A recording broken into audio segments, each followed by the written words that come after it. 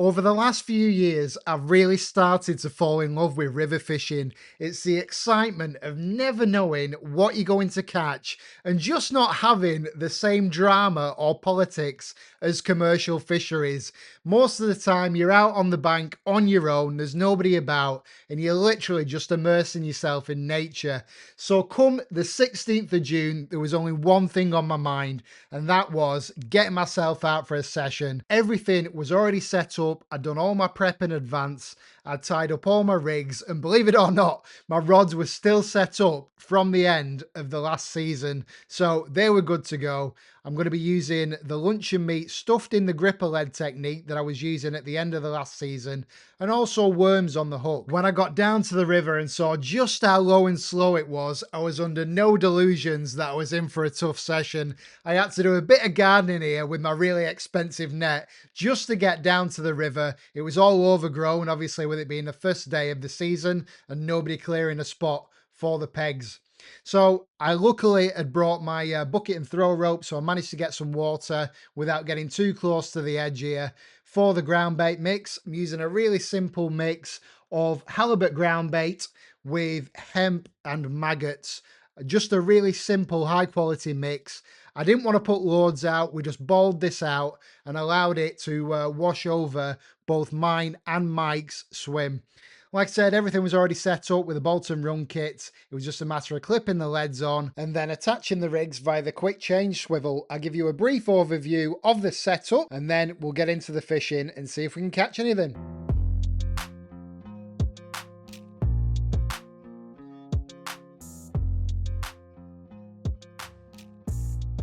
So I'm using these breakaway C-clips today because it is a snaggy part of the river. And what these do is these will bend out and you'll drop the lead before you lose the fish.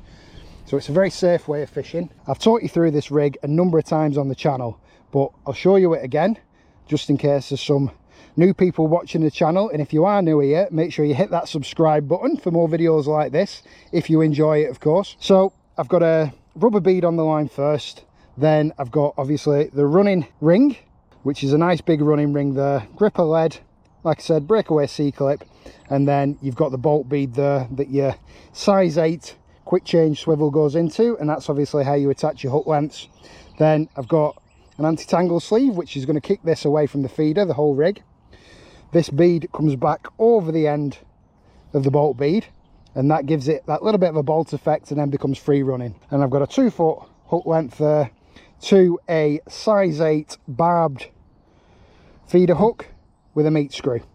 And that's how we're going to attach our luncheon meat. The hook point's going to be free, and that's going to give us our best chance of hooking up to a chub or a barbel.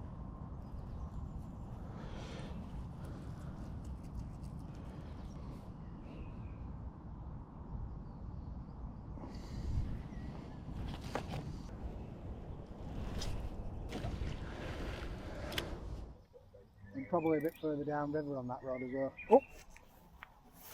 Yeah, I just had a knock on that then. Oh, here we are.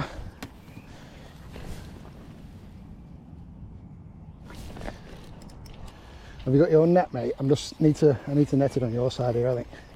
Oh, is it in the net? Yeah.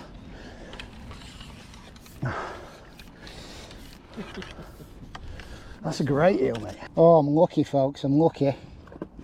I've actually nailed him right in the corner of the mouth. You pass me my tail so I can grip it.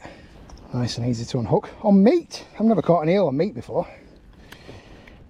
Oh, he's snapping all over the place. What an angry sod. Well, there it is.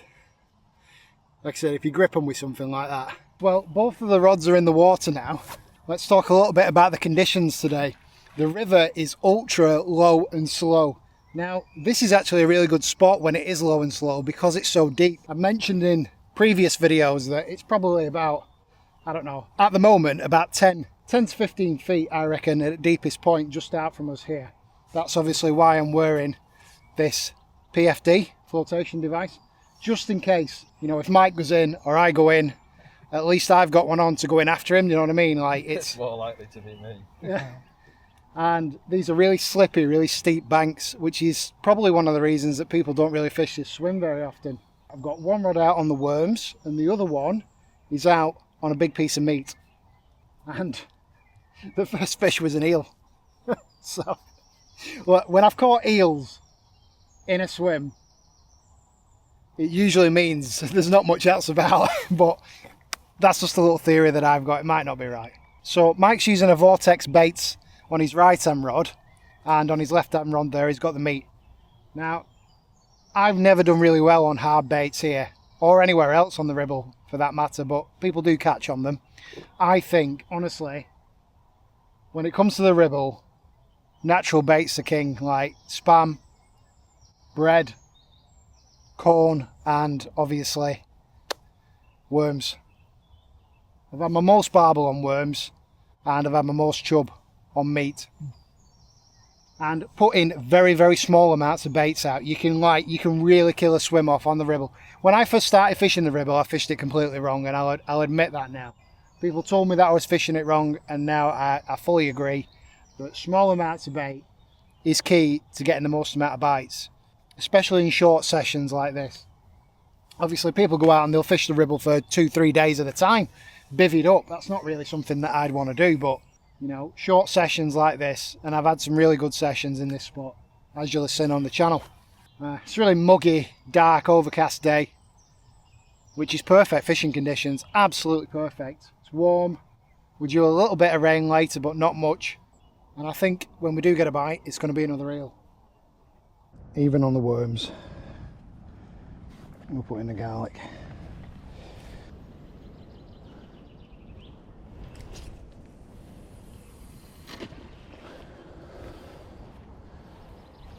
Better.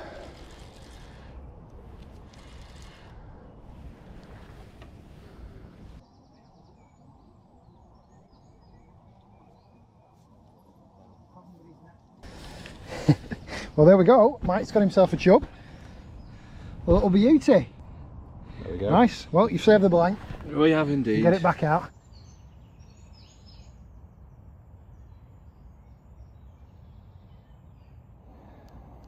Look at this eel swimming near the top. Look at the size of the tail on it. Are you sure? Mate, that is an eel. It's huge. Look at it go.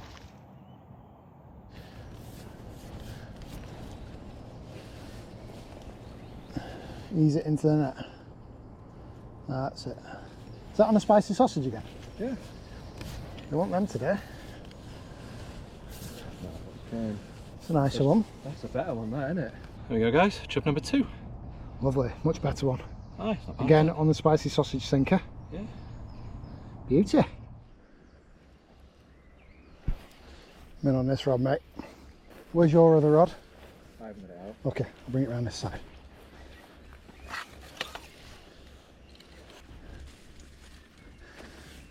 Yeah, just need to pull my There's a hook. little silver in it. Yeah, little chub. Oh, cool. Nice one. On the hard pellet. Just tying up a method feeder, 35 gram with one of my battle bolt beads. I think I've got some method feeder hook lengths pre-tied, barbed, and we'll try for maybe some silvers. My main aim on the rivers this season is to catch some river bream. I really want some big slabs out of a river. So there's a couple of rivers that I'll be doing that on. I'll probably potentially focus on the Calder and on the Ribble for that challenge. And I also really want to practice my lure fishing. Now, I'm going to be doing something a little bit different with the lure fishing. Rather than making long form content, I'm going to be making more short form content.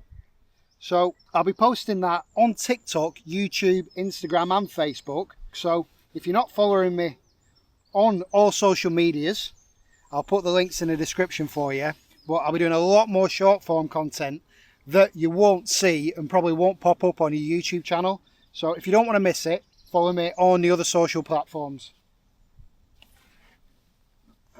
This method feeder tactic seems to be working. Oh, I'm sweating, folks. Absolutely red hot today. Cracking the flags. Got my collar up because I keep getting bitten by insects.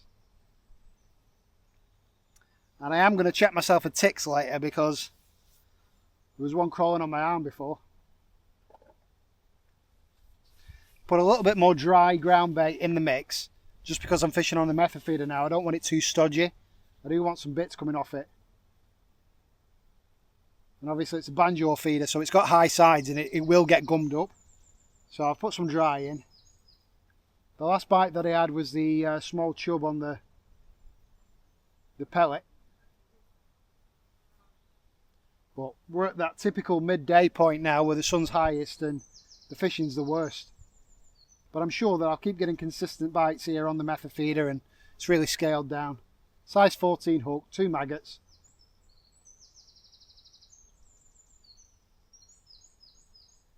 Surprised there's not more people down here today, to be honest. Very quiet. Oh. I'm in on the method.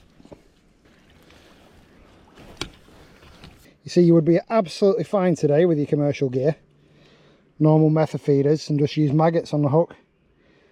Brilliant. Westy doesn't know that we're doing this, so this is going to be news to him, but hold on. Right, this is the question and answer session that you didn't know was coming.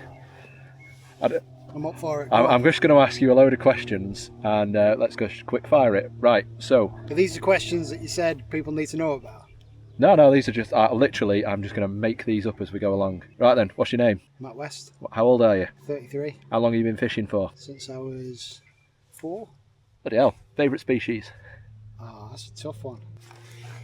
Ones that bite like this. Right, we'll be back in a minute, guys. It's a better fish. We'll be back in a minute. Well, we were just rudely interrupted then by a small chub. Right, okay. Favourite fish is... Depends how I'm fishing. How am I fishing? No, it's just favourite species. Come on to that. Catfish. Favourite method for fishing? Feeder fishing. If you could only use one bait for the rest of your life, what would it be? Wafters. Ground bait, what would you use? What's my go-to ground bait? Yeah. Expander. Okay, I should have thought of more questions so that I could quick fire. Bite alarm should be banned, yes or no? No. Wrong answer. Favourite place to fish? Rivers, canals, streams? Rivers, definitely. Rivers. Dream holiday destination to go fishing? Thailand. Thailand. What you targeting? Red tail catfish. Oh, like the like on those big multi-species the big ponds. Need to go and do that at some point. Dream destination in Europe? Edinburgh. Scotland. Ah, yeah, okay, fair enough. Favourite content creator that's not you? Graham Pullen. Never heard of him. Have you not? Right, John. Graham's top notch. Well, it's been a very tough session today, and I think the best thing I've caught today is a tan. I'm probably going to be burnt red raw. I've been absolutely eaten alive today by the local resident wildlife. But we've had a few fish. I thought it might be a tough day when I saw the river this morning. But we're here. It's the first day of river season. We've given it a go. I had that nice eel this morning. I think that was probably a PB eel as well. Definitely need to get a couple of bigger eels on the bank and beat that PB, because it's a little bit pathetic, that eel PB, isn't it? But I'll be definitely out on the river again this week at some point. I think me and Nath are going to be doing a session this week, and I'll probably get out on the lures as well. I just want to say thanks very much for watching, and I'll see you in the next Westies Angling.